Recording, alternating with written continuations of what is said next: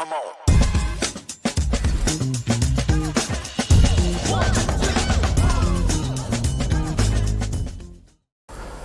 Alors, comme la plupart des gens, j'ai commencé à entendre parler des NFT l'année dernière avec tout ce qui s'est passé dans le monde de l'art.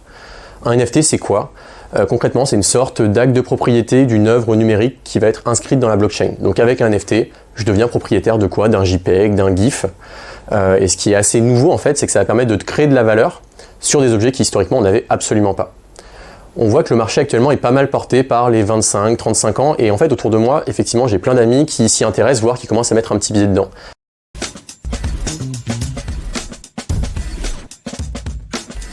Et il y a un peu trois grandes catégories de personnes qui se détachent. La première, c'est ceux qui y vont pour un investissement financier, spéculatif, comme on le voit actuellement autour des crypto-monnaies, Bitcoin, Ether, etc. Essayer de faire une culbute finalement. La deuxième catégorie de personnes, elles vont plutôt être à la recherche du soutien de la création, chercher une forme d'horizontalité, de se passer d'intermédiation pour apporter son coup d'ose au créateur. Et enfin, la troisième catégorie de personnes, ça va plutôt être des gens qui vont être dans la recherche d'exclusivité. Avec un NFT, tu achètes un peu d'art, donc un peu de luxe, et ça te permet de te différencier finalement des autres.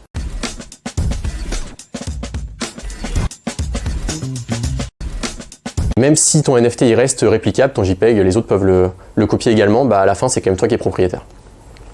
Et donc ça a un impact énorme dans le monde de l'art. C'est le DG de Sotheby's Europe qui expliquait que c'était l'innovation la plus excitante et la plus innovante des 10 dernières années dans le secteur. Mais en fait, ça a déjà plein d'autres applications dans d'autres industries.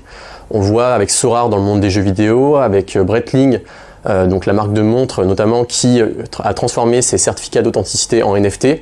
Également avec la série Stoner Cats aux US qui s'est financée en une demi-heure à hauteur de 8 millions de dollars via la vente des NFT au lieu d'aller voir un producteur classiquement ou une banque.